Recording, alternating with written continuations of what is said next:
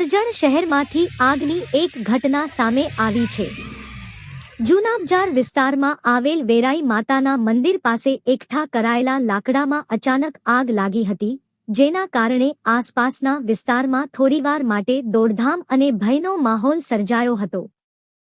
તો મળતી માહિતી મુજબ આગ લાગતાની સાથે જ સ્થાનિક લોકોએ તાત્કાલિક ફાયર વિભાગને જાણ કરી હતી। જાણ મળતા જ કરજણ ફાયર વિભાગની ટીમ ઘટના સ્થળે દોડી આવી હતી અને સતત પાણીનો મારો ચલાવી આગને કાબૂમાં લેવાના પ્રયાસો હાથ ધર્યા હતા। ફાયર ટીમની ઝડપી અને સતર્ક કામગીરીના કારણે આગ વધુ ફેલાતી અટકાવી શકાઈ હતી, નહીં તો મોટું નુકસાન થવાની શક્યતા હતી।